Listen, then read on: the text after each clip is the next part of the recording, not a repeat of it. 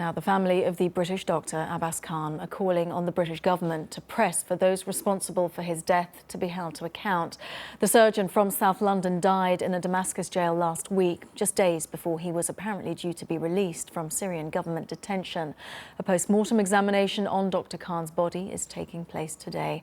Well, the 32-year-old went to Turkey on the 12th of November last year to treat refugees coming over the Syrian border.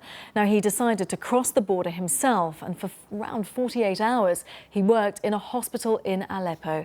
Then 10 days later, he was detained at a checkpoint. Now, Dr Khan's family contacted the Foreign Office following his failure to return to the UK.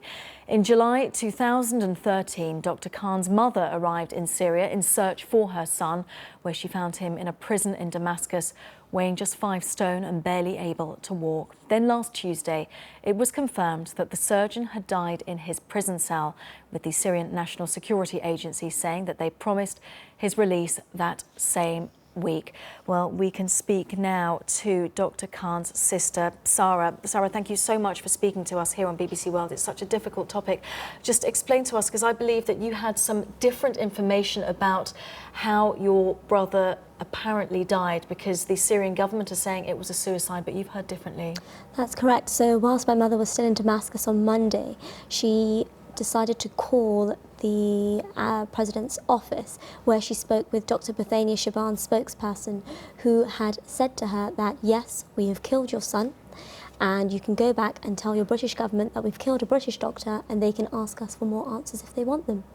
And he told her to leave Damascus and not to bother calling the office again. That is such difficult information to comprehend. It really is. I think my mother was in complete shock and denial, considering his release was in 4 days' time, and to know that he'd been, for some strange reason, taken on a holiday from his prison cell to a National Security Service detention centre or some sort of building, and then we are informed that he's committed suicide. Absolutely outrageous. Just within moments before he was effectively going to be released, that's the promises that you were hearing? That's correct. The Foreign Minister himself called my mother and said that my brother was going to be released on the Friday, and that he'd been taken as a pre-release measure. Now, I don't see why a man who knew that he was going to come home in 4 days' time to his family, his wife, his kids, would take his own life. Now, I know that the British Prime Minister, David Cameron, he's written to your family. What did he say?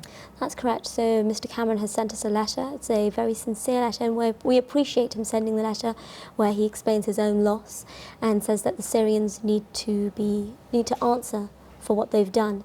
However, it's just too little too late. Had we have had the same efforts put in by the Prime Minister, from the Foreign Secretary, from the ministers, the officials here, my brother could have been home today. Tell us about the efforts that your mother went through to try and reach your brother. Yes, well, my mother's effectively been a housewife for about 37 years. Her English is not even her first language, and she ventured to Syria as soon as she got news that she'd been granted a visa. She went the next day, and where she knocked on as many doors as possible, she was begging people.